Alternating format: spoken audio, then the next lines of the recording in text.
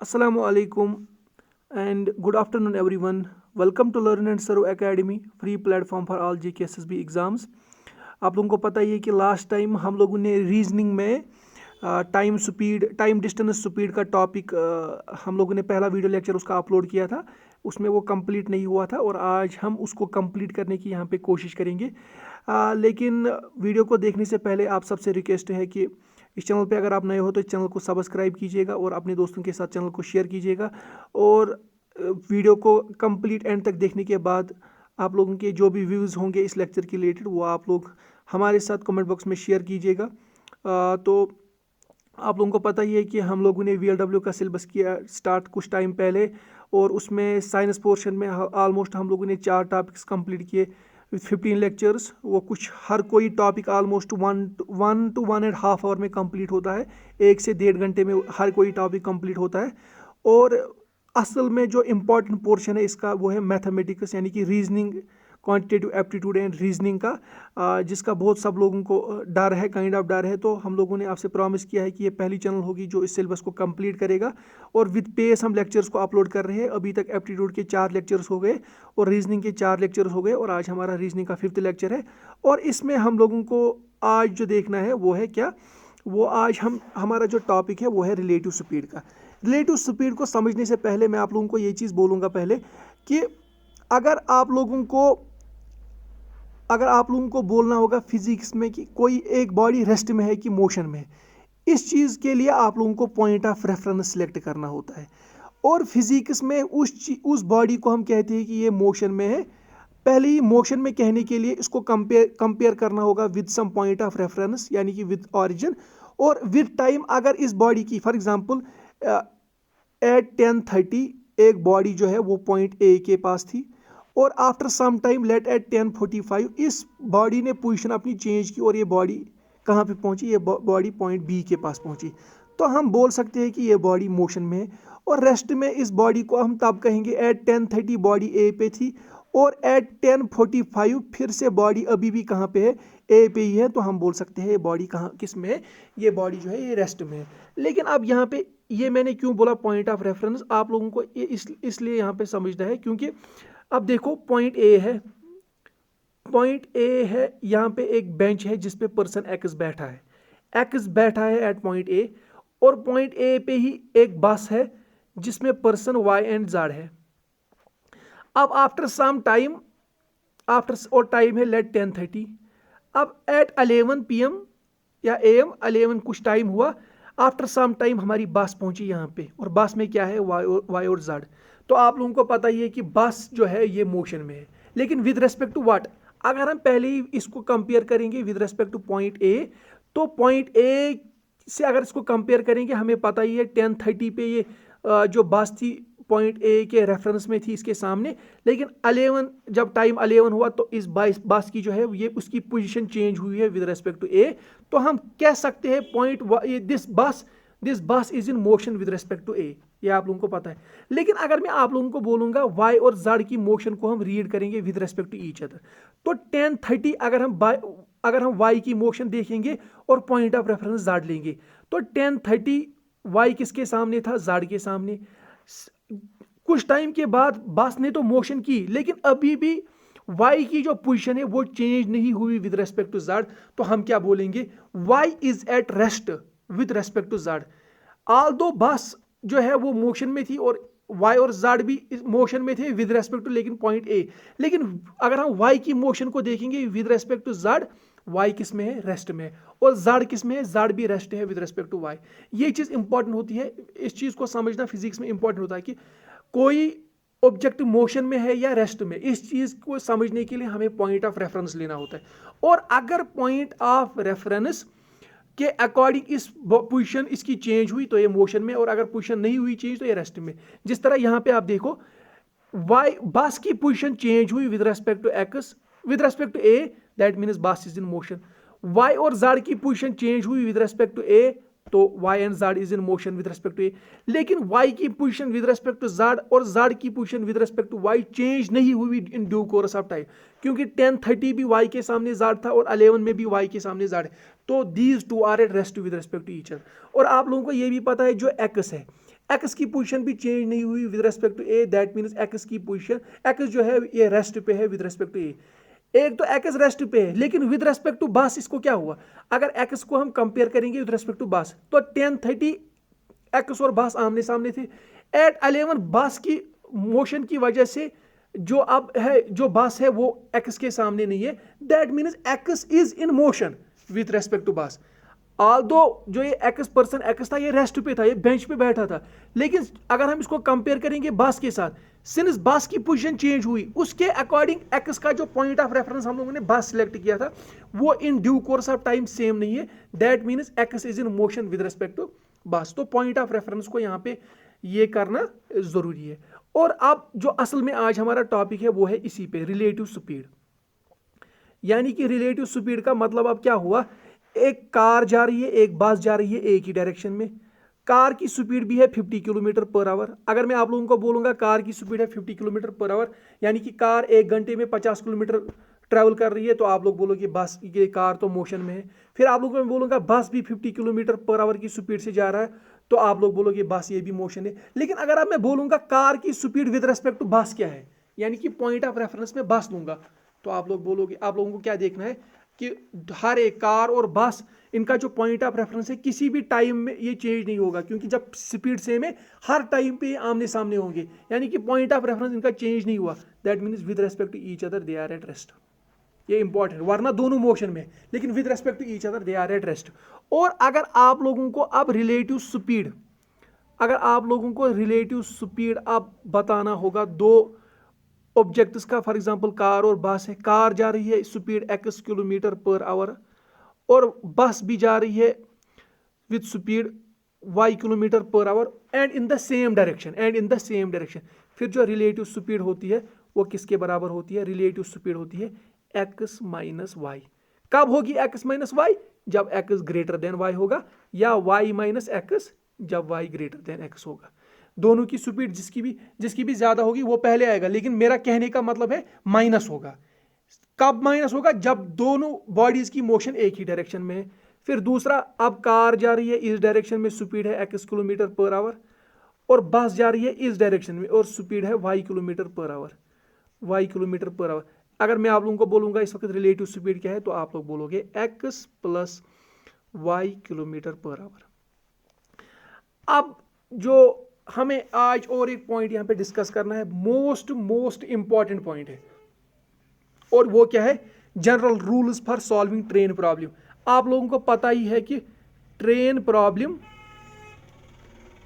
Problem जो है ये एक एग्जामिनर का एक फेवरेट टॉपिक होता है इन स्पीड टाइम डिस्टेंस, कि इसमें डेफिनेटली एक क्वेश्चन आप लोगों को एग्जाम में देखने को मिलेगा। अगर एग्जामिनर चाहेगा कि एक अच्छा क्वेश्चन निकाले स्पीड टाइम डिस्टेंस स्पीड में, तो वो ट्रेन प्रॉब्लम पे होता है। और इसमें आप लोगों को केसेस याद रखने हैं, बस जैसे हम लोगों ने पहले केसेस याद रखे पिछले वाले लेक्चर में, इसी तरह यहाँ पे भी आप लोगों को केसेस याद रखने। अब केसेस क्या याद रखने हैं, पहली बात आप लोगों को पहला केस जो वहाँ पे आएगा एग्जाम में, पहला ही केस जो आएगा, आप लोगों को बोला जाएगा एक ट्रेन है इसकी लेंथ L है, एक ट्रेन है इसकी लेंथ L है, ये एक ट्रेन है जिसकी लेंथ L है, और इसको एक पॉइंट ऑब्जेक्ट को क्रॉस करना है। पॉइंट ऑब्जेक्ट फिजिक्स में उस ऑब्जेक्ट को कहते हैं, यानी कि मैंने इधर अगर मैंने बोला ये पॉइंट ऑब्जेक्ट है, दैट मीन्स इसकी जो लेंथ है बहुत ही कम है as compare to length of train. जब किसी ऑब्जेक्ट की लेंथ जो होगी वो बहुत कम होगी as compare to length of some other object, उस ऑब्जेक्ट को हम बोलते हैं पॉइंट ऑब्जेक्ट। पॉइंट ऑब्जेक्ट मतलब यहाँ पे इसकी जो लेंथ है वो ऑलमोस्ट आप जीरो मान सकते हो, यानी कि इसकी लेंथ कुछ खास नहीं है। और क्वेश्चन आप लोगों को वहाँ पे आएगा कि जो ट्रेन है ये किस स्पीड से चल रही है, x kilometre per hour speed से चल रही है ट्रेन, और इसको इस पॉइंट को क्रॉस करना है, इस पॉइंट को क्रॉस करना है। आप लोग बताओ कि इसको कितना टाइम लगेगा।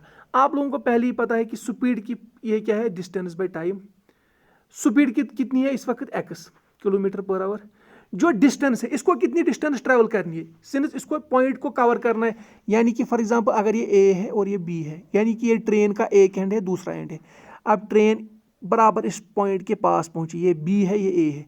अब इसको कितना कवर करना है, इसको कवर करना है कि जो ये A है ये A यहाँ पहुंचेगा और जो बी है वो यहाँ पहुँचेगा। इसी को बोलते हैं कवर करना। और इसके लिए इसको कितना चलना है, यानी कि जो ये यहाँ पे मैं इस रेड से ये दिखाऊंगा, जो ये वाली डिस्टेंस है इसको आगे आगे जाना है ताकि ये यहाँ पे पहुँचे। तो इसके लिए इसको पॉइंट को कितना कवर करना है, अपनी लेंथ एल।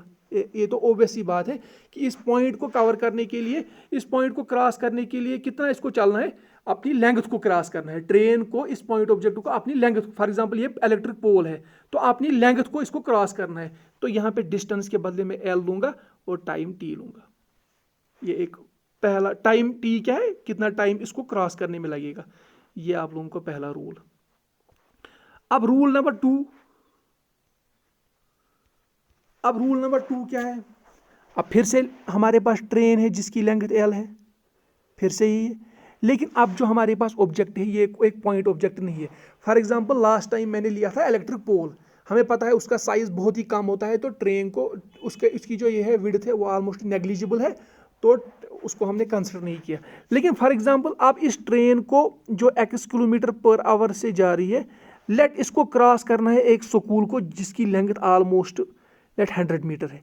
तो हम 100 मीटर, ट्रेन की लेंथ भी कितनी होती है, लेट फॉर एग्जांपल 200 मीटर। तो इस वक्त हम इस स्कूल की लेंथ को, हम इसको पॉइंट ऑब्जेक्ट नहीं कंसिडर कर सकते, हम इसको नेग्लिजिबल यहाँ पे नहीं मान सकते, क्योंकि ये एक कुछ लेंथ है, 100 मीटर एक अच्छी खासी लेंथ है। अब यही क्वेश्चन है, लेकिन दोनों केस में, पहले केस में पोल था मतलब वो रेस्ट पे है, ऑब्वियस सी बात है। इस वक्त स्कूल है तो ये भी रेस्ट पे है। तो अगर आप लोगों को इस वक्त बोलेंगे कि स्पीड क्या है, आप लोग बोलोगे एक्स डिस्टेंस, और लेट इस स्कूल की लेंथ कितनी है एल डैश। तो आप लोग क्या फार्मूला यूज करोगे, जो इस ट्रेन को कितना टाइम लगेगा इस स्कूल को क्रॉस करने में, answer will be length L, train की लेंथ प्लस स्कूल की लेंथ डिवाइड बाई टाइम। इस टाइम होता है इस स्कूल को क्रॉस करने में कितना लगेगा, ये फार्मूला, ये दूसरा रूल। अगर आप रूल नंबर थर्ड देखोगे, रूल नंबर थर्ड अगर आप देखोगे, अब फिर से हमारे पास ट्रेन है, ट्रेन हमारे पास फिर से है जिसकी लेंथ एल है और स्पीड है x किलोमीटर पर आवर। अब फिर से इसको पॉइंट ऑब्जेक्ट को क्रॉस करना है, यानी कि जिसकी लेंथ ऑलमोस्ट नेग्लिजिबल है। लेकिन अब जो ये पॉइंट ऑब्जेक्ट है ये स्टेशनरी नहीं है, ये एक जगह नहीं रुका है। तो दो चीज़ें हो सकती है, या तो ये इसी डायरेक्शन में मूव कर रहा है जिसमें ट्रेन कर रही है, या तो अपोजिट डायरेक्शन में मूव कर रहा है। लेट अगर ट्रेन की speed x kilometre per hour है, हम इस ऑब्जेक्ट की स्पीड मानेंगे y किलोमीटर पर आवर, चाहे फिर ये सेम डायरेक्शन में मूव कर रहा है या अपोजिट डायरेक्शन में। तो इस वक्त अगर ये सेम डायरेक्शन में मूव कर रहा होगा तो रिलेटिव स्पीड क्या है, x माइनस वाई, ये हम लोगों ने पता बोला पहली। और लेंथ कितनी है, सिर्फ ट्रेन की length l divide by time कितना लगेगा इसको क्रॉस करने में, दैट इज t। आप लोगों को ये समझ आया होगा। और अगर आप ये डिफरेंट डायरेक्शन में ट्रैवल कर रहे, फिर क्या होगी स्पीड, रिलेटिव स्पीड क्या होगी, x प्लस वाई, ये हम लोगों ने बोला पहली। और लेंथ ऑफ ट्रेन कितनी है l और टाइम t। मैं सिर्फ यहाँ पे लेंथ ऑफ ट्रेन ही क्यों ले रहा हूँ, क्योंकि पॉइंट ऑब्जेक्ट की लेंथ हम क्या, वो ऑलमोस्ट जीरो होती है, इसीलिए हम उसको ये नेग्लिजिबल मानते हैं। इसके बाद जो हमारा आखिरी केस बचता है, केस 4। अब ट्रेन है, इसकी लेंथ l है, अब ट्रेन है इसकी लेंथ कितनी है, l है। सामने हमारे ऑब्जेक्ट है, लेकिन ऑब्जेक्ट इस वक्त पॉइंट ऑब्जेक्ट नहीं है, इस ऑब्जेक्ट की भी लेंथ l है, लेट l डैश, इस वक्त में l डैश। यानी कि फॉर एग्जांपल जैसे केस में हमने सेकंड केस में लिया था स्कूल, यानी कि स्कूल की जो लेंथ है हम इसको नेग्लिजिबल नहीं मान सकते as compare to length of train. अब इसकी लेंथ l डैश है इस ऑब्जेक्ट की, लेकिन क्या है इस वक्त, अब इस वक्त ये ऑब्जेक्ट भी क्या है, मोशन में। अब दो चीज़ें हैं, अगर इसकी ट्रेन की स्पीड x है, जो मूविंग ऑब्जेक्ट है, फॉर एग्जांपल ये दूसरी ट्रेन है, इसकी स्पीड जो है वो y किलोमीटर पर आवर है, या तो सेम डायरेक्शन में होगी जिसमें ट्रेन है, या तो अपोजिट डायरेक्शन में। जब सेम डायरेक्शन में होगी, फिर आप लोगों को पता है कि रिलेटिव स्पीड क्या होगी, x minus y, speed is equal to distance. कितनी कवर करनी है इस वक्त इसको, distance l plus l dash, और टाइम कितना लगेगा t। x माइनस वाई इसलिए लिया क्योंकि सेम डायरेक्शन में था, और दोनों लेंथ्स क्यों ली, क्योंकि जो ऑब्जेक्ट था उसकी लेंथ कुछ थी, उसको हम नेग्लेक्ट नहीं कर पाए यहाँ पे। और अब अगर अपोजिट डायरेक्शन में होगा, अपोजिट, डिफरेंट नहीं, पिछली बार मैंने डिफरेंट बोला, वो वहाँ पे आप करेक्ट कीजिएगा, वो अपोजिट डायरेक्शन में होगा। तो x प्लस वाई, और लेंथ कितनी है, एक तो अपनी लेंथ l और मूविंग ऑब्जेक्ट की लेंथ l टाइम t। तो ये सबसे इंपॉर्टेंट यहाँ पे ये 4 रूल्स है जो आप लोगों को क्या एग्जाम में आप लोगों को ये देखने को मिलेंगे। इस पे एक क्वेश्चन आप लोगों को डेफिनेटली देखने को मिलेगा। अब इसके बगैर और 2 टॉपिक्स है इसमें, एक तो है general rules for solving boats and stream problems, और दूसरा है general rules for solving circular tracks. लेकिन अगर JKSSB के पॉइंट ऑफ व्यू से देखेंगे तो बिल्कुल भी वो टॉपिक्स बिल्कुल भी ये इसके लिए मतलब इम्पॉर्टेंट नहीं है। अब देखो, अब मैं अगर वो उन पे भी लेक्चर्स दूंगा, कोई मसला नहीं, कोई बड़ी बात नहीं है उन पे लेक्चर देना, लेकिन अगर एक टॉपिक पे मैं अगर मैं चार लेक्चर यहाँ पे दूंगा एक टॉपिक पे, और मैथ रीजनिंग और एप्टीट्यूड में ऑलमोस्ट मुझे लगता है ऐसे 50-60 टॉपिक्स है या तो ज़्यादा होंगे। 60 टॉपिक्स पे अगर ऐसी 250 लेक्चर्स हुए तो इसको रिवाइज करना ये तो काइंड ऑफ इम्पॉसिबल है। तो मेरा कहने का क्या मतलब है, जितना अभी तक हम लोगों ने पढ़ा, जिसमें हम लोगों ने पहले वो केसेस पढ़े कि डिस्टेंसेस सेम थी, टाइम डिफरेंट लगा तो स्पीड एवरेज स्पीड कैसे निकल के आई, और फिर हम लोगों ने बोला कि टाइम ही अब सेम लगा डिफरेंट डिस्टेंसेस को तो एवरेज स्पीड क्या निकल के आई, वो केसेस जो हमने पढ़े। और जो आज हम लोगों ने केसेस पढ़े, यहाँ पे पहला केस पढ़ा train versus stationary object of no length, फिर हमने पढ़ा train versus stationary object of certain length, फिर हम लोगों ने पढ़ा train versus moving object of no length, and then last case train versus moving object of certain length.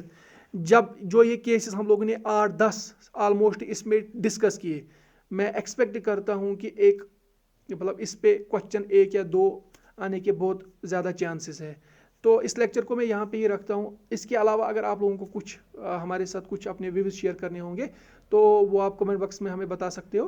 तो अगर आप इस चैनल पे नए हो तो चैनल को सब्सक्राइब कीजिएगा और अपने दोस्तों के साथ शेयर कीजिएगा। Thank you.